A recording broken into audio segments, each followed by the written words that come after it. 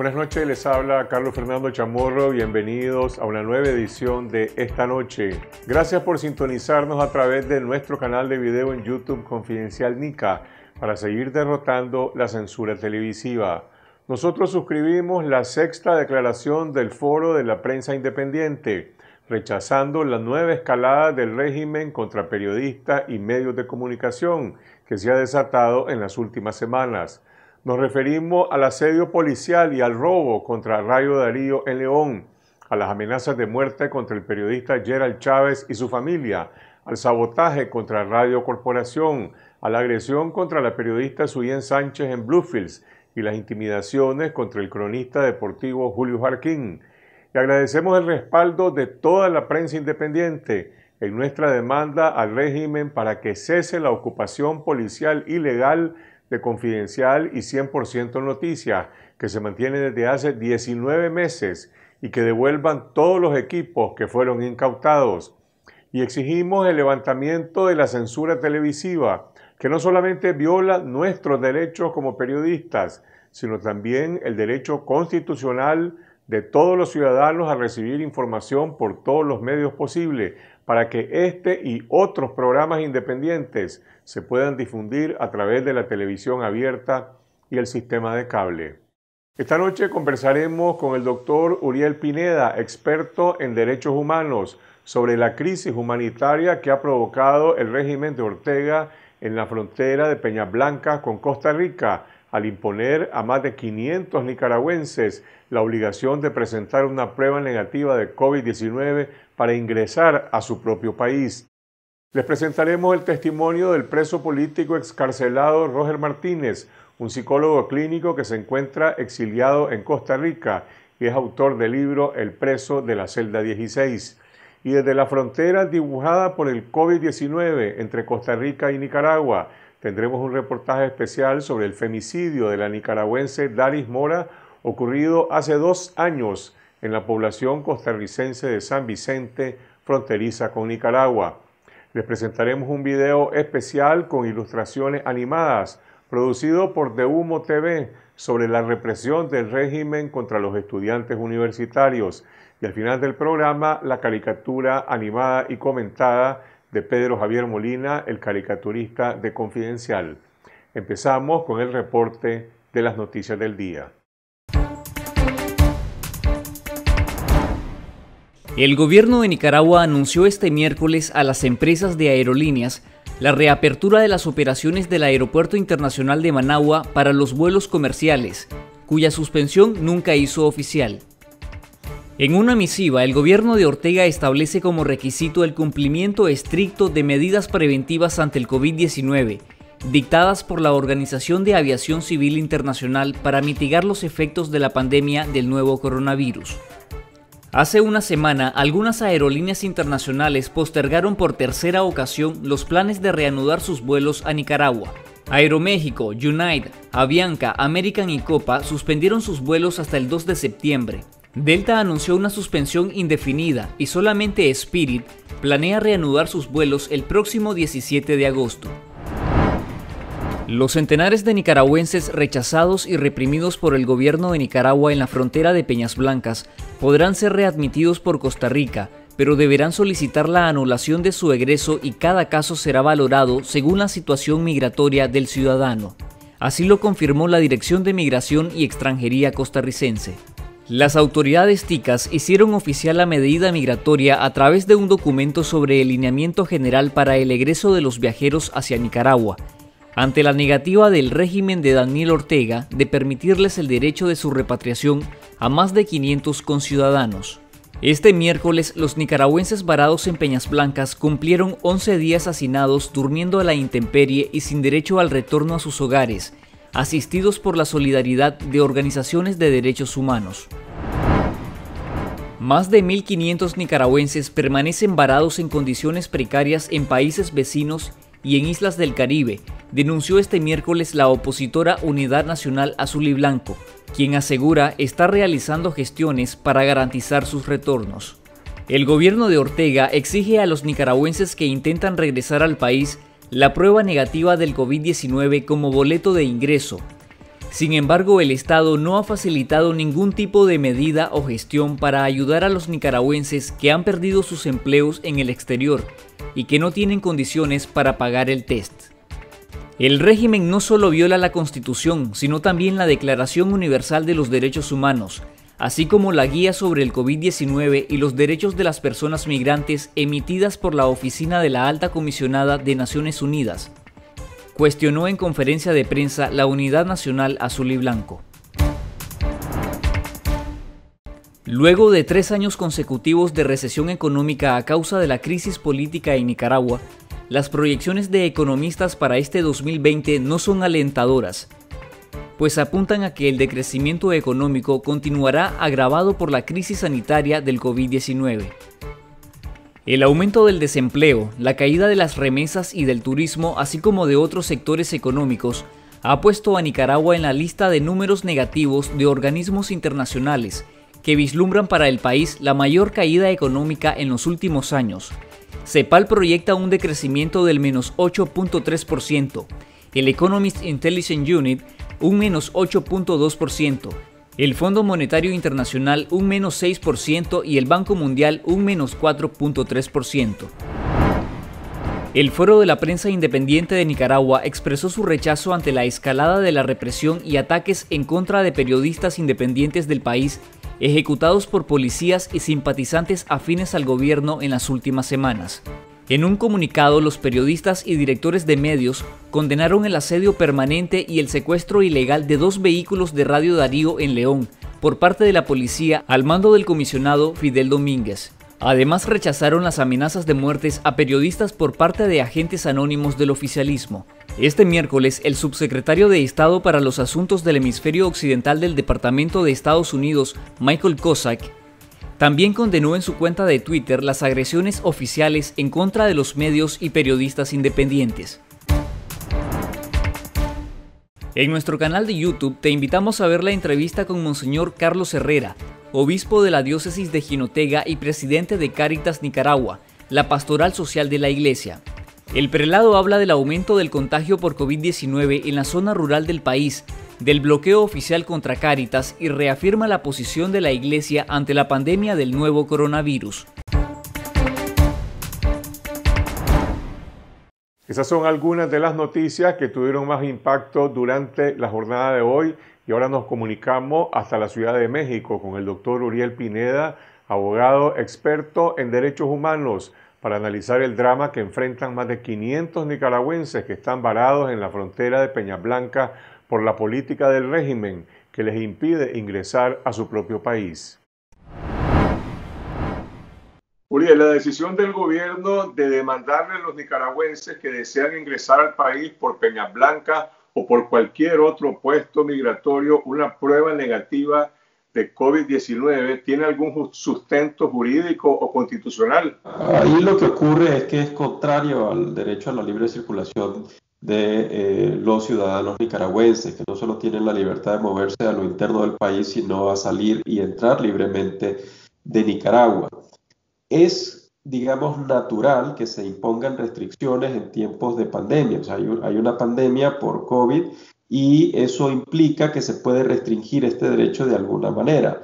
Sin embargo, esas restricciones deben de tener un par de elementos necesarios. Lo primero es que esté normado, es decir, sea objetivo, y el segundo elemento es que sea racional, la búsqueda de un fin legítimo. Este es el elemento que creo que no se cumple. ¿Por qué? Porque si vemos la experiencia europea o la experiencia asiática en este momento, lo que están haciendo es que cuando hay viajeros de zonas geográficas de alto riesgo como Estados Unidos, Brasil, México, al ingresar a territorio europeo o asiático, lo que están haciendo es tener un periodo de adaptación, un periodo de aislamiento de más o menos 10 días para evitar que ingresen a sociedades donde ya se ha controlado la propagación del virus.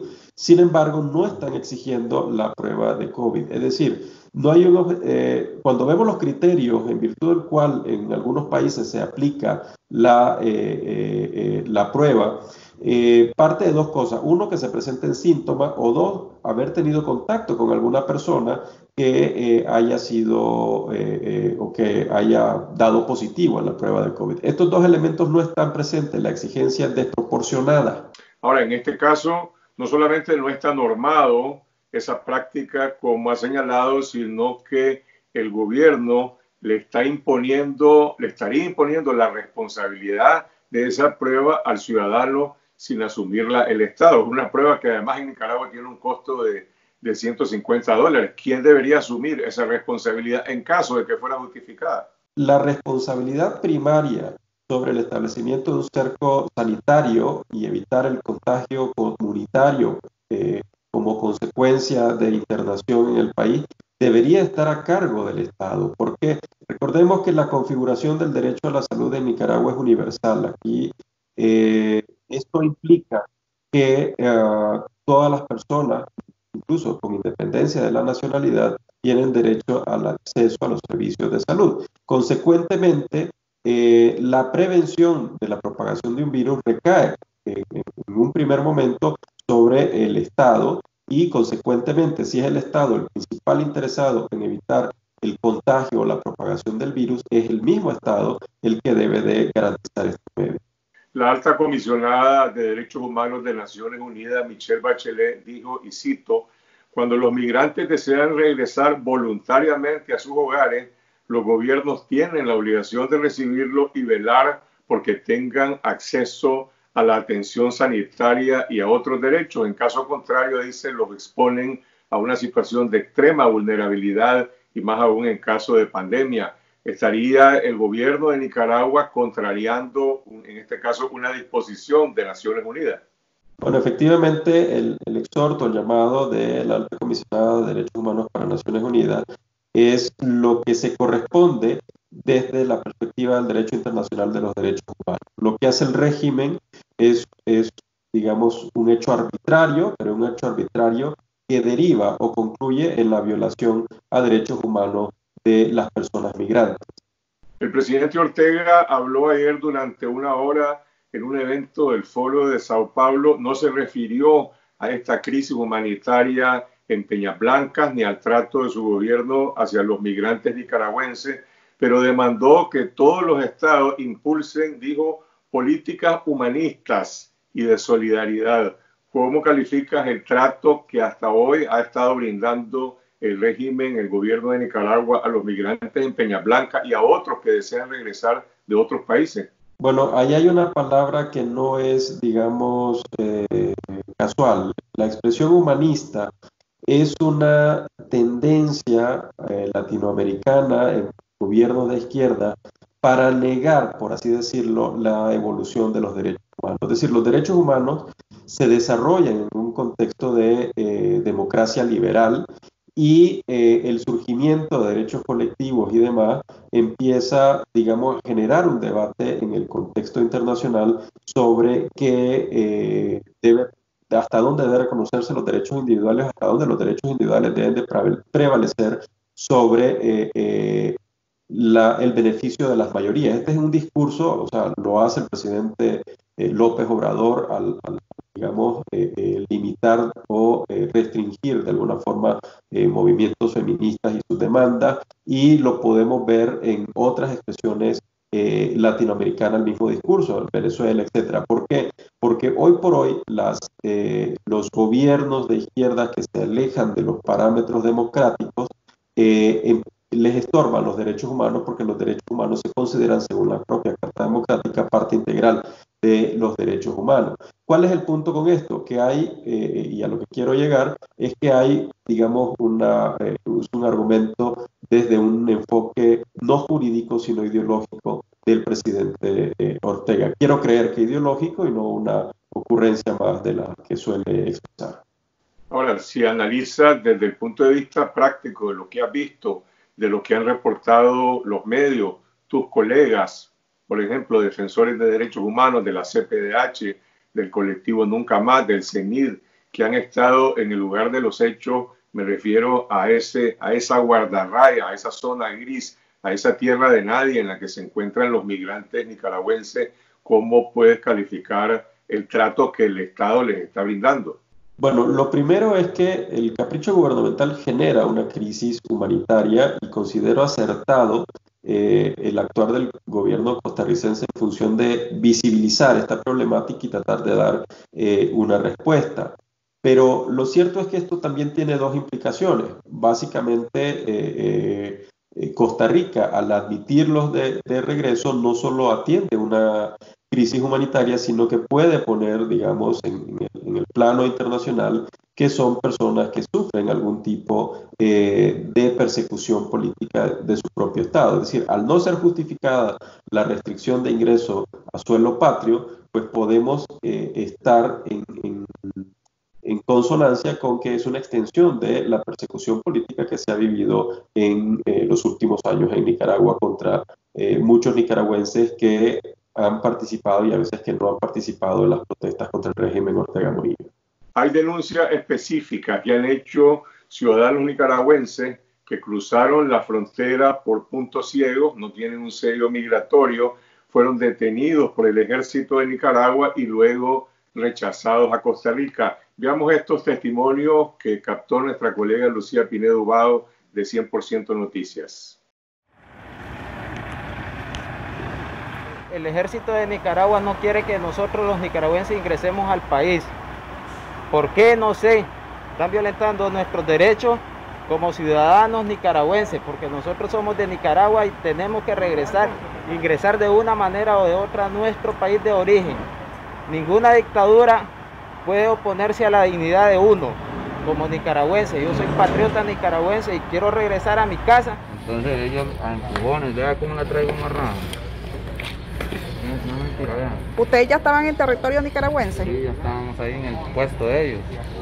Y nos hicieron echados, así poco a poco. Entonces, y es mentira que esas dos maletas yo me iba a aguantar, y entonces ellos me las traían empujones. ¿Quién nos agarra a ustedes allá?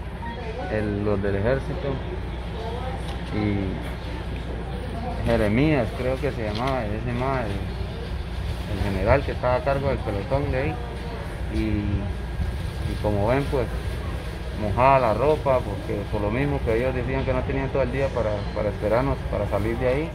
Prácticamente estábamos en tierra nica y pues ellos nos agarraron, nos humillaron, nos querían hasta golpear y no nos dejaron pasar. Le dijimos, nosotros le imploramos y ellos nos dijeron que ni que nos pusiéramos de rodillas nos iba a dejar pasar.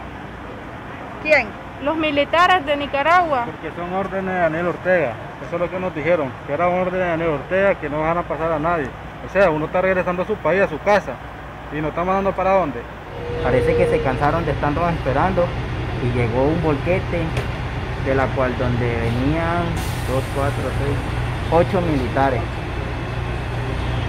Nos revisaron, nos pidieron papeles, normal. De ahí él pegó un fonazo y llegó un mae de la cual sinceramente fue lo peor que él pudo haber llegado a hacer. Llegó a mandar y a decirte que van a trolear, van de regreso, y la cosa que nos hicieron caminar y nos agarraron de regreso y nos tiraron por donde nos habíamos tirado, que íbamos por el monte. Esperanzada que ya los iban a dejar pasar, como nicaragüenses que somos. Pero ya, si el ejército de Nicaragua te prohíbe la entrada a tu país, imagínate que nos espera en Costa Rica. ¿Qué les dijo el ejército? Y que nos cruzáramos, que a ellos no nos importaba si nosotros llevábamos niños o no, que a ellos les vale verga todo. Esa es la verdad, que a Nicaragua nosotros no les interesamos. Esas son las denuncias de ciudadanos nicaragüenses que fueron rechazados o expulsados del territorio nicaragüense hacia Costa Rica por el ejército. ¿Tiene el ejército alguna facultad legal para expulsar a un ciudadano de su propio país? Digamos que el tema migratorio recae justamente sobre la Dirección General de Migración. En este sentido, el ejército de Nicaragua no es competente para admitir o rechazar, por así decirlo, a compatriotas que pretenden ingresar al suelo nicaragüense. Pero yo creo que más importante que la facultad o no del ejército es que hay dos temas claros. Uno, es una orden presidencial, es decir, hay una intención deliberada del régimen Ortega Murillo de usar la fuerza para repeler o para rechazar o para impedir el acceso de estos nicaragüenses, y por otro lado, esto deja al ejército cumpliendo una orden al margen de la ley. Es decir, la lealtad del ejército hacia Ortega es refrendada con esta actuación. Consecuentemente, lo que te puedo decir es que lo peligroso en esto es la disposición del ejército al uso de la fuerza para rechazar a los nicaragüenses que pretenden ingresar al país. Lo que estás diciendo es que el ejército está violando su propio predicado. Cada vez que habla el jefe del ejército, a través de sus comunicados, dice: nosotros nos sujetamos a la ley y la Constitución. En este caso están ejecutando órdenes que violan la ley y la Constitución. Efectivamente, y revela además, es una evidencia más de la política gubernamental en este sentido, es decir, el castigo colectivo hacia la población migrante nicaragüense, que por cierto no es menor. Para los ciudadanos que enfrentan esta crisis, este dilema, no solamente desde el sur, sino también desde el norte, y quieren regresar a Nicaragua y se preguntan qué hacer cuando no se puede regresar a su propio país por la prohibición de las autoridades. Como dicen algunas personas en estos testimonios, tenemos que llegar a como sea, a reunirnos con nuestra familia. ¿Entrar al país sin un sello migratorio es un delito acaso? No es un delito, puede considerarse una falta administrativa en todo caso, pero eso definitivamente no configura un delito, y al no configurar un delito, pues tiene mecanismos para ser subsanado. Esto llega en un momento particularmente cruel, es decir, hay una contracción económica en la región producto de la pandemia, hay mucha pérdida de empleo y mucha población migrante que tenía empleos tal vez precarios. Al tratar de retornar al país por no tener alternativas, se encuentran con este obstáculo y quedan en una situación de indefensión. Eso es lo realmente grave. Y si se empieza, digamos, a difundir la idea de que los que quieren regresar al país son golpistas, y este discurso gubernamental, ya no solo estaríamos en presencia de violación a derechos humanos de personas migrantes, sino incluso ante una situación de un umbral un poco menor que la tortura, que sería el maltrato. ¿Por qué? Porque los deja en zozobra, están en condiciones precarias a la intemperie, y les genera una angustia adicional el hecho de no poder ingresar y no poderse reunir con sus familias. Entonces, esto no es el impacto en los derechos humanos que tiene este capricho, esta arbitrariedad del régimen, no es una cosa menor, y es importante documentarla para sumar a la lista de las graves violaciones a derechos humanos y los propios crímenes de lesa humanidad que ha cometido el régimen. La política represiva del Estado nicaragüense hacia los migrantes, hacia los connacionales, en estos tiempos de pandemia, está generando esta clase de tensiones regionales. Mencionaste la decisión del gobierno costarricense de evaluar esto caso por caso. ¿Qué pueden hacer las organizaciones internacionales de derechos humanos que incluso han sido expulsadas de Nicaragua? ¿O esta clase de situaciones quedará en la impunidad? Hay algo aquí importante destacar, es decir, las instancias de protección internacional de derechos humanos son instancias que están diseñadas para interactuar con regímenes democráticos. En Nicaragua no es una democracia, es una dictadura despiadada que se rige por ocurrencias y que ha demostrado más de una oportunidad hacer uso de la fuerza letal si es necesario. ¿A qué voy con esto? Que desafortunadamente, al ser un gobierno sinvergüenza, literalmente, al no importarle los señalamientos que hagan instancias internacionales, porque los derechos humanos, su principal valor es justamente el respaldo moral de estas instituciones, pues estos ciudadanos no solo quedan en indefensión. Y creo que la estrategia que debe usar Costa Rica y posiblemente otros países de la región es generar presión, más allá de los derechos humanos, una presión política, y principalmente el SICA, que es el que se va a ver afectado, tanto Honduras como Nicaragua, por compartir fronteras con Nicaragua, y sobre todo los países que son, digamos, destino de los flujos migrantes de Nicaragua. Entonces, a lo que voy con esto es que tal vez resulte más efectivo tratar de hacer incidencia política con los los gobiernos para que generen presión sobre el mismo gobierno y de solución que las instancias de derechos humanos, porque en repetidas ocasiones el régimen ha demostrado no tener vergüenza por violar derechos humanos. Pero en este momento Nicaragua tiene la presidencia pro tempore del SICA. ¿Acaso el gobierno de Nicaragua va a convocar a los estados centroamericanos para analizar esta crisis que la misma política del régimen de Ortega está provocando? Bueno, no necesariamente tiene que ser el SICA como sistema el que se impulse, es decir, los países afectados, así como está haciendo Costa Rica, tratando de visibilizar el problema ante la comunidad internacional, pueden alzar su voz, así como pueden alzar su voz países europeos y el propio gobierno de Estados Unidos. ¿A qué voy con esto?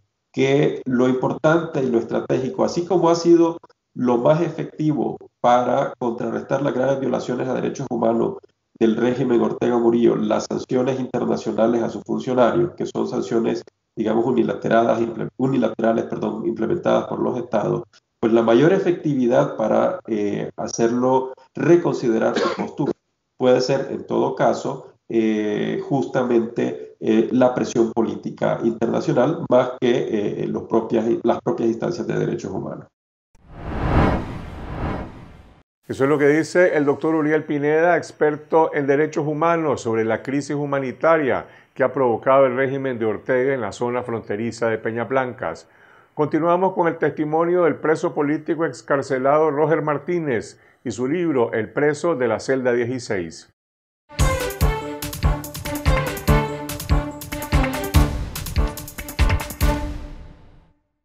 Roger Martínez es un excarcelado político, psicólogo clínico de profesión que fue arrestado en julio de 2018 por participar en la protesta cívica en un puesto médico en los tranques de la ciudad de Managua. Fue puesto en libertad durante las negociaciones entre el gobierno y la Alianza Cívica en abril de 2019 y se vio obligado a exiliarse en Costa Rica por la persecución y las amenazas de policías y simpatizantes del régimen. Elmer Rivas conversó con Roger Martínez sobre su libro testimonial El preso de la celda 16, sobre el exilio y sobre los reos de conciencia que continúan en las celdas de la dictadura en medio de la crisis sanitaria. Gracias, Roger Martínez, por esta entrevista. Vos estuviste encarcelado 9 meses por manifestarte en contra de la represión del régimen de Daniel Ortega durante la rebelión de abril. Ahora nos presentás el relato de El preso de la celda 16. ¿Qué nos contás en este libro? En este libro cuento la experiencia personal e íntima de cómo fui viviendo ese proceso de los 9 meses encarcelado. Desde los días que estuve en la cárcel de Granada hasta los días finales en la cárcel Modelo, sin obviar el proceso del secuestro, la tortura y básicamente todos los detalles que conllevaron a este proceso. Pero más que un espacio cronológico de contar día a día, más bien conté cómo me fui sintiendo y cómo mi mente me fue recordando todos estos momentos duros, difíciles, pero sobre todo de mucha esperanza y fortaleza. Roger, vos sos psicólogo de profesión. Antes de la rebelión de abril habías escrito 2 libros de autoayuda. El proceso de la escritura de este libro sobre tu experiencia como prisionero político, vos lo llamás una catarsis para finalmente ser libre. ¿Cómo se puede curar las heridas de este atropello en un país que aún continúa sufriendo los abusos del poder? Es un proceso y como proceso tiene sus etapas. Esta etapa de escribir mi experiencia en la cárcel es iniciar ese proceso de sanación, ¿verdad? Este libro no lo escribí desde el intelecto como escribí mis 2 primeros. Este libro lo escribí desde el dolor.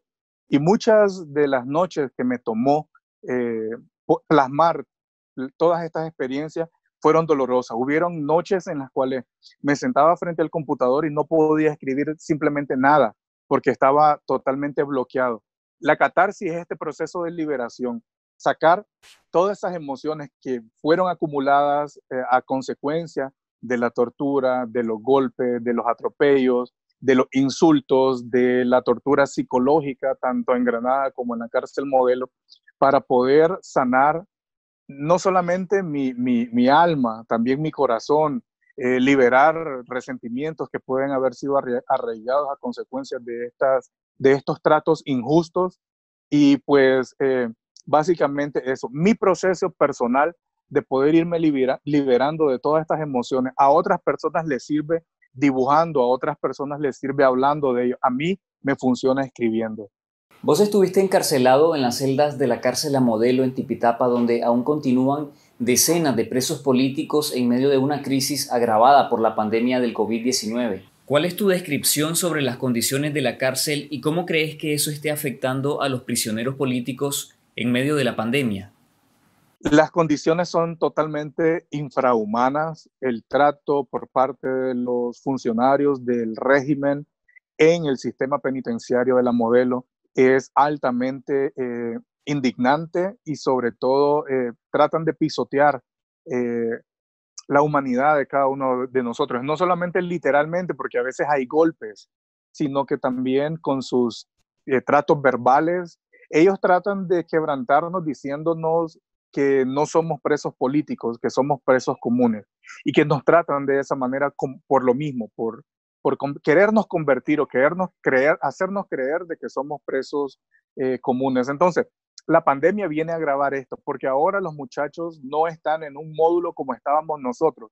Los muchachos ahora están en las celdas de los presos comunes, pero en celdas aisladas y en celdas de castigo. Esto agrava, pues, porque ellos no tienen acceso a nada médico que les pueda ayudar para prevenir el contagio dentro de la cárcel. Después de tu excarcelación, te viste obligado a exiliarte en Costa Rica por las constantes amenazas y persecución de parte de simpatizantes del Frente Sandinista y por la policía. ¿Cuáles son las condiciones de los excarcelados que se vieron obligados a exiliarse en Costa Rica en medio de esta emergencia sanitaria? Las condiciones son precarias. El ambiente laboral está prácticamente paralizado. Los procesos migratorios están paralizados también, lo que nos impide poder tener acceso a los permisos laborales, por ejemplo. Y más aún con este incremento de casos de coronavirus en Costa Rica, el gobierno pues ha tomado medidas un poco más estrictas. Nos ha mandado a quedarnos la mayor parte del tiempo dentro de casa. Entonces, estar sin trabajo, estar en un lugar que no es el nuestro, algunos, incluso sus caseros, no han tenido ningún tipo de misericordia, no han bajado el precio de la renta en los lugares donde están. Entonces, esto hace muy delicado, tanto a nivel económico, financiero, como a nivel psicológico. Ellos están pasando por una situación, todos estamos pasando por una situación difícil, altamente estresante, ha causado mucha ansiedad. Por eso algunos de ellos han tomado la decisión de regresarse a Nicaragua, aún sabiendo de que no hay condiciones para ellos, pero resistir aquí adentro se ha convertido en todo un reto y cada día aquí es algo heroico sobrevivir.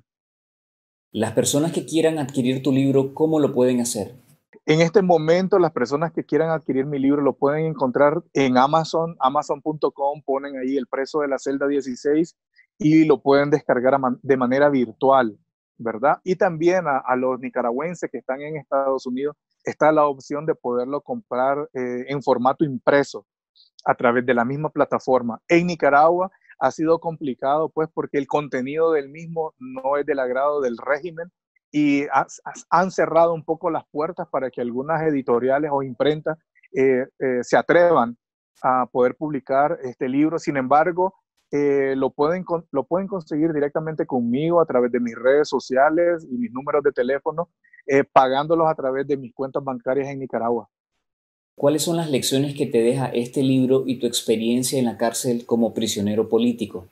Una de las experiencias más enriquecedoras que tuve, a pesar de todo el proceso difícil de encarcelamiento, fue el de vivir un día a la vez.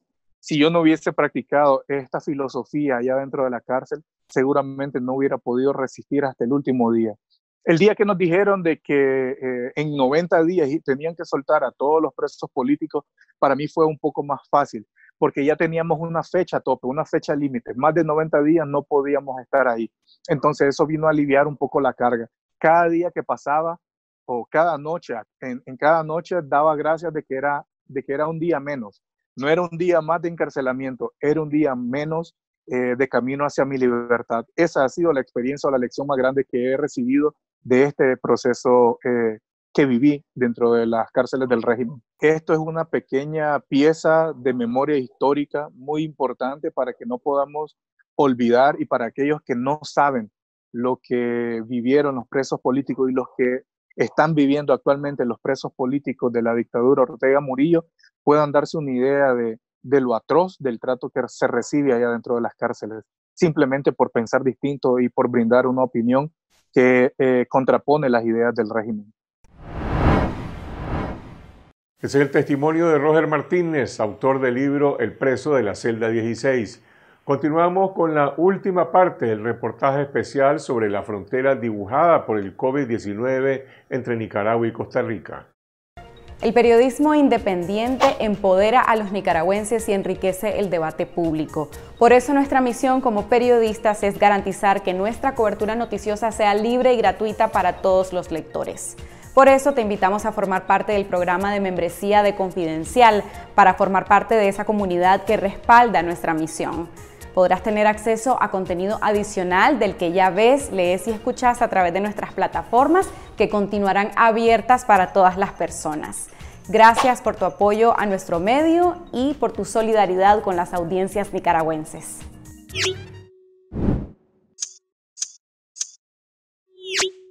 Y ahora vamos a la última parte del reportaje especial, La frontera dibujada por el COVID-19, una investigación binacional realizada por Confidencial y esta semana en alianza con los medios costarricenses, La Voz de Guanacaste e Interferencia Radio UCR. Un recorrido por 11 puntos de la frontera entre Nicaragua y Costa Rica para conocer cómo viven la pandemia los poblados transfronterizos ubicados en esa zona.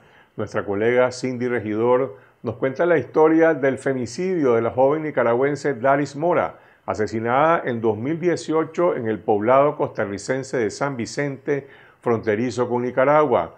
Un femicidio que sigue en la impunidad en una zona transfronteriza de nicas y ticos olvidados por los estados de ambos países, a los que la policía nunca prestó atención hasta que llegó el coronavirus.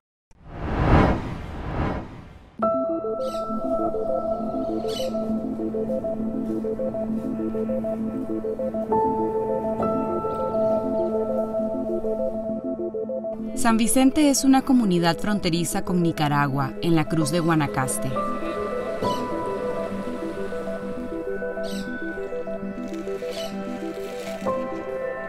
Es uno de los tantos puntos ciegos por los que entran los migrantes hacia Costa Rica. Uno de los pueblos olvidados por el Estado costarricense que tomó relevancia con la pandemia. Aquí prácticamente estábamos abandonados. Hasta ahora es que han andado patrullando aquí, ahora con el asunto del COVID. ¿Y de aquí vive usted? No, allá en aquella casita, porque aquella es la casa de un hijo mío. Sí. Pero como le mataron a su esposa.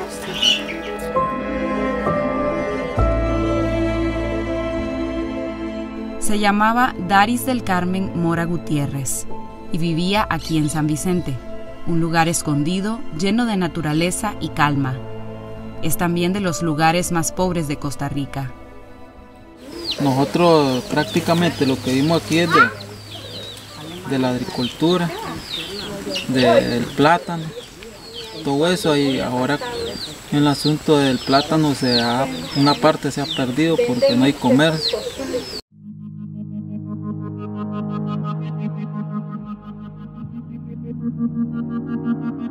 Aquí llegó Daris hace 21 años, proveniente de Nandaime, y cruzó por uno de los puntos ciegos de la frontera, El Tablón, la comunidad nicaragüense a la par de San Vicente. Nos venimos de Nicaragua, pero cuando yo me la traje a ella tenía apenas como 8 años. ¿Ustedes en Costa Rica sacaron alguna condición migratoria? Nadie tiene. Ni Daris también. No.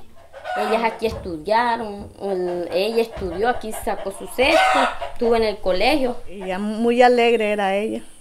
Y nos salía de la iglesia a su casa y nos visitaban. Si alguien pasaba, ella le daba de comer, le daba algo le alistaba. Era una persona lo más bueno que había en la vida. Era líder de la iglesia.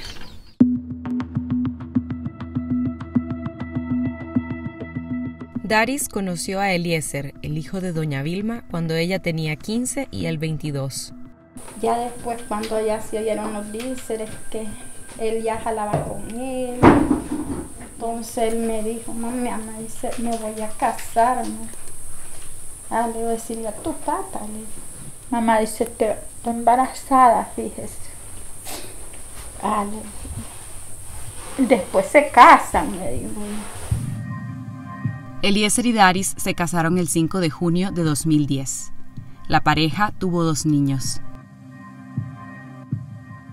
El 19 de diciembre de 2018, Eliezer vio a Daris por última vez. Me vine a trabajar como a las 5:30, salí de la casa. Y ella quedó en la casa con las niñas.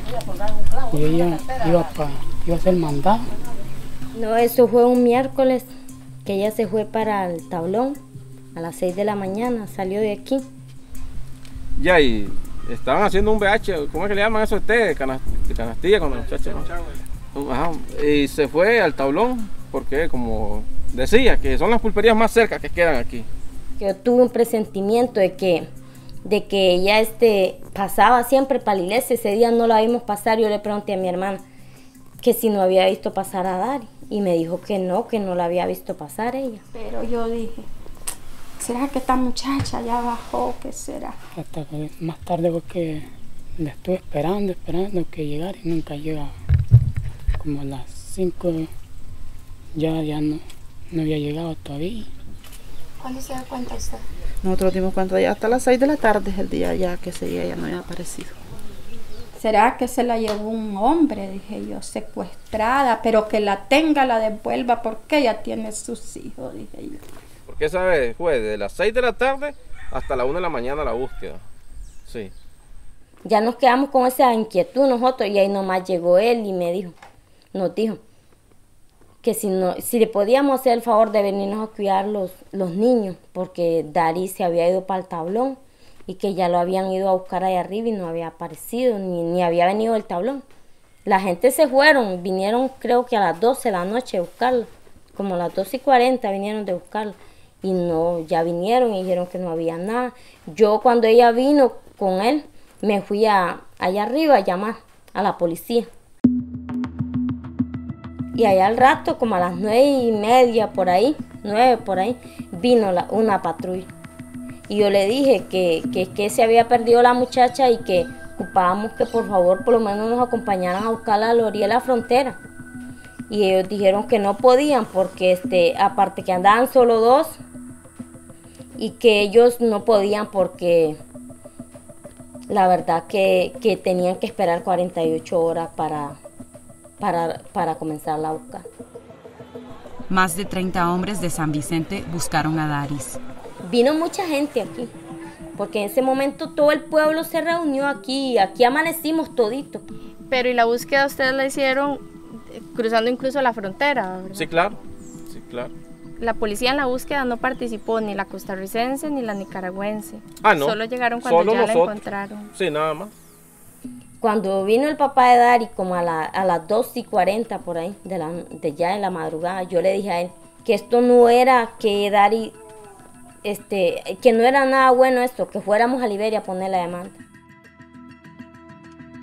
Pasada la medianoche, el grupo tomó un descanso y retomó la misión al día siguiente. Yo venía con el papá de ella y él me dijo que era lo que pasaba. Yo le dije, ya me llamaron, la hallaron, pero la hallaron muerta. El papá nada más me volvió a ver, él agachó la cabeza, él no me dijo ni sí ni no. Y entonces solo lo que me dijo, que se haga la voluntad de Dios, dice Jay.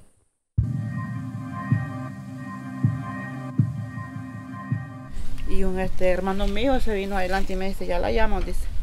Pero yo creí porque la habían hallado tal vez de otra manera viva. Pero está muerta, me dice, la mataron. Dice. Porque a ella le montaron un poco de tayuchahuite, trozaron y la montaron encima. Y hojas de chahuite y tallo y una guinea madura encima, dice que le pusieron al cuerpo. Cuando ya después le cayó todo el pueblo, a velarla ahí hasta que llegaran a levantarla. Llegó a levantarla la policía de Nicaragua porque estaba al otro lado de la frontera. Llegaron ¿cómo le llaman eso? Forense. Sí, los forenses llegaron. Ella de donde se sacó, ahí la revisó el médico forense, de donde la sacaron del hueco, y ahí pidieron unas cobijas, se tapó, y ahí el médico le hizo todo, la autopsia, dicen. Pero sí, lo que el médico forense dice que ella fue violada, fue ahorcada y fue desnucada. Pero en la acta dice que fue asfixiada. La familia y los vecinos de Daris conocen al sospechoso de haber cometido el crimen. Sí, todo, y salió positivo el carajo ese que nosotros sospechábamos. Incluso él anduvo temprano con nosotros buscando a la muchacha, una noche. Y decía que no estaba para ese lado, que lo buscamos para otro lado, y él sabía dónde la había dejado. Y cuando él vio que la hallamos, de ahí se desapareció.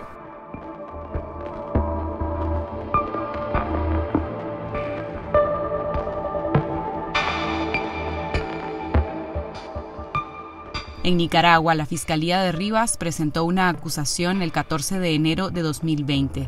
A los 2 días, el 16 de enero, el juez giró orden de captura. Luis Adalberto Acosta López, conocido como El Ñambo, fue acusado por violación agravada en concurso real de delito de asesinato agravado.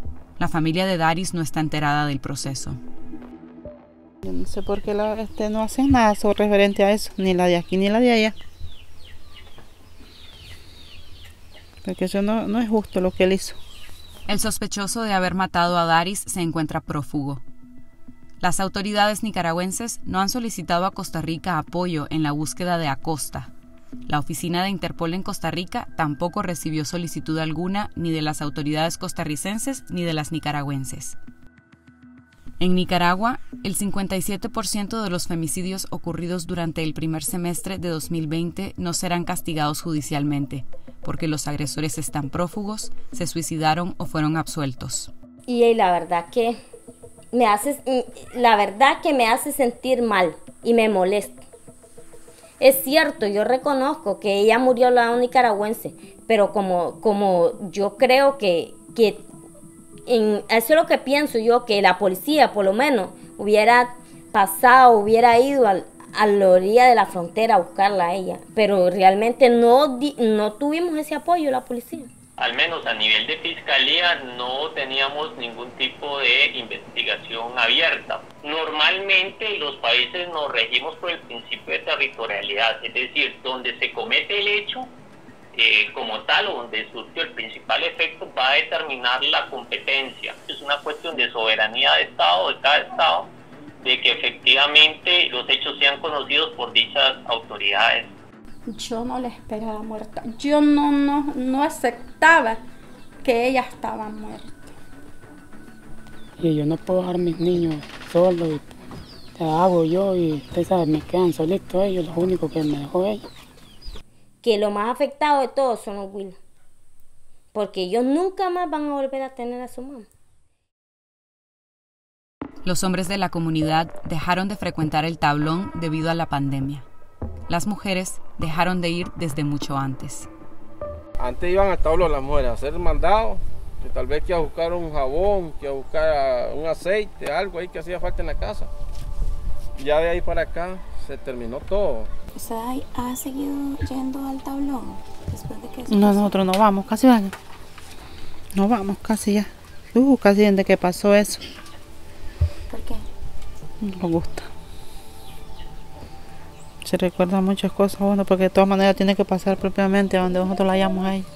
La gente, las mujeres aquí y ahora ya uno no camina solo.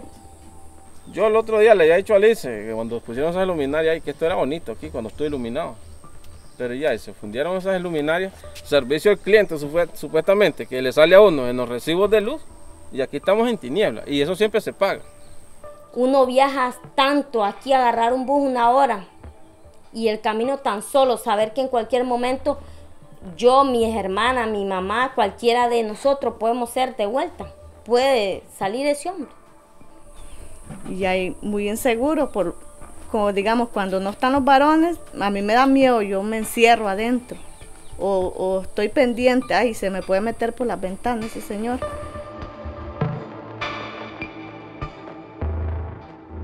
Yo no deseara, pero ni recordarlo.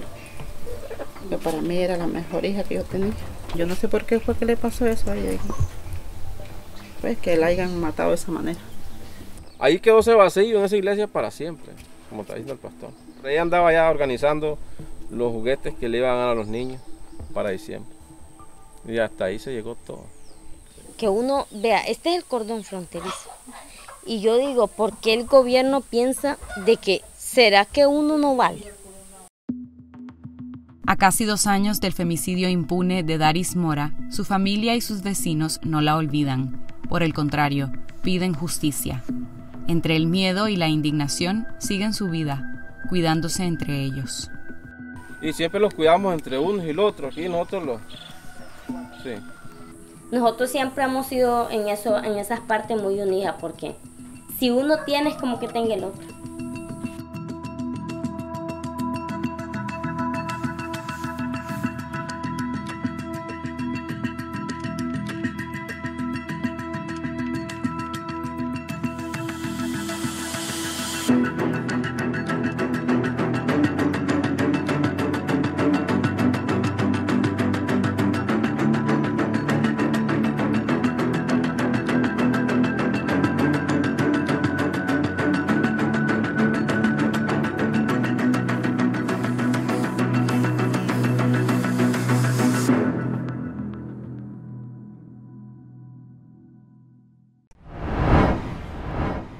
Esa es la historia del femicidio de Daris Mora, que se mantiene en la impunidad en la última parte de esta investigación periodística binacional realizada por Confidencial y esta semana en alianza con los medios costarricenses La Voz de Guanacaste e Interferencia Radio UCR. Y ahora los dejamos con una producción especial de Humo Televisión basada en ilustraciones animadas para contar la historia de la resistencia y la represión contra el movimiento estudiantil universitario. ¿Cómo la dictadura afecta a los universitarios? Decenas de estudiantes fueron asesinados durante la rebelión de abril de 2018. Esta fue la mayor violencia contra los universitarios de Nicaragua. Sin embargo, la represión contra los estudiantes continúa. 32 universitarios fueron apresados y judicializados por protestar contra la dictadura de Daniel Ortega.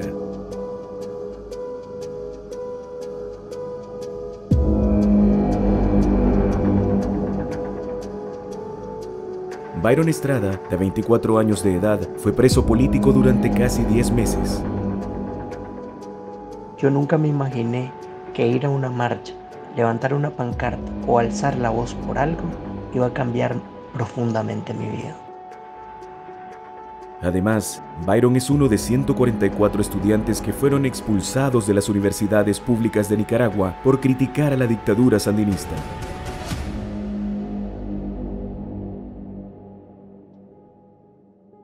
A todos les quitaron el derecho a sus notas y no pueden continuar sus estudios en otras universidades. Byron fue expulsado de 4º año de odontología. Ha sido la ruptura de mi sueño y la realidad que hoy vivo. Después del sueño de portar una gabacha, de ser un odontólogo, hoy no tengo nada. Además es uno de los estudiantes asediados por la Policía Nacional. Actualmente vive en la clandestinidad. La dictadura de Ortega obligó a exiliarse a miles de estudiantes. Solo en Costa Rica se exiliaron aproximadamente 50.400 jóvenes menores de 30 años de edad. Pero, ¿qué pasa con los estudiantes que todavía están activos? Estos universitarios tienen secuestradas sus libertades. autoridades y docentes adoctrinan políticamente a los universitarios. Todas las actividades científicas son inauguradas con propaganda a la pareja presidencial. Además, se impide el pensamiento crítico. Por ejemplo, en facultades como Ciencias Políticas, está prohibido criticar al gobierno de Nicaragua o cualquier aliado internacional de Ortega. Se promueve la mediocridad entre sus docentes. Algunos profesores son contratados por su afiliación al FSLN y no por sus méritos académicos. Y mantienen un control político. Todas las actividades estudiantiles deben ser aprobadas por UNEN. Especialistas en educación consideran que el adoctrinamiento político, la censura al pensamiento crítico, la mediocridad en los docentes y el control partidario impiden el proceso de aprendizaje. Estas acciones bajan la calidad de sus estudiantes. Por lo tanto, estos universitarios tienen menos probabilidades de acceder a becas, competir en el mercado laboral o emprender un negocio.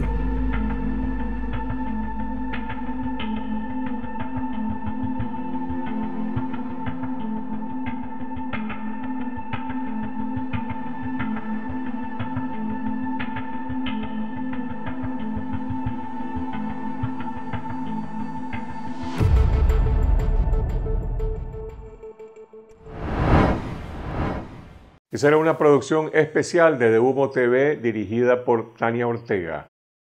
Continuamos con la caricatura animada y comentada de Pedro Javier Molina, el caricaturista de Confidencial.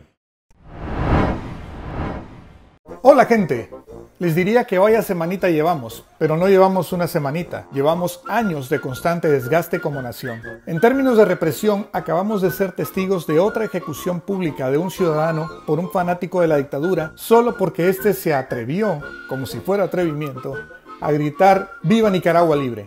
No contentos con eso, prendieron fuego a la casa de familiares de la víctima mientras estos andaban enterrando a su familiar asesinado. Cientos de hermanos y hermanas nicas permanecen en las fronteras de Nicaragua, impedidos de poder entrar por no tener una prueba de COVID-19. Misma prueba que la cínica dictadura le niega a los nicas dentro de Nicaragua y que hasta piensa cobrarle a los que quieran salir en $150. Luego, los esbirros de Ortega y Murillo acosan a periodistas en Managua, Bluefields y hasta en el exilio, enviando un video a los familiares del periodista donde escenifican su decapitación a forma de amenaza. No contentos, también se robaron 2 automotores de Radio Darío en León, que mantienen bajo constante acoso. Encima, según el Observatorio Ciudadano, llevamos casi 2.500 muertes por COVID-19. Cifra que incluso es conservadora y que aún así está muy pero muy por encima de las mentirosas cifras del MINSA. Y encima de todo eso, la inseguridad. Robos y secuestros express, femicidios, asesinatos a lo largo y ancho del territorio nacional andan desbocados. Consecuencia de varios factores: la impunidad reinante, la persistencia de fuerzas paramilitares que ni el ejército ni policía hacen nada por controlar porque, pues, sapo no come sapo. Las liberaciones de presos comunes, que es todo un business de impunidad, dan como resultado el desastre que estamos viviendo. Todo patrocinado conscientemente por Ortega y Murillo. Por eso no es hora de pausas y juegos de vanidad en la oposición. Es hora de unidad en la acción para salir de esta situación. Salió en verso, pero no por eso deja de ser verdad. Eso es todo por hoy. Cambio y chao. Así llegamos al final de esta edición de Esta Noche. Gracias a todos los medios radiales, televisivos y digitales que se enlazan con nuestra señal para seguir derrotando la censura televisiva. Y si aún no lo han hecho, suscríbanse a nuestro canal de video en YouTube Confidencial Nica. Síganos en Twitter a lo largo de la semana. Y si desean recibir todos los días información verificada con las alertas noticiosas de Confidencial, los invitamos a suscribirse de forma gratuita al número de WhatsApp 8577 1820. Nos vemos el próximo domingo en Esta Semana, siempre a las 8 de la noche. Buenas noches.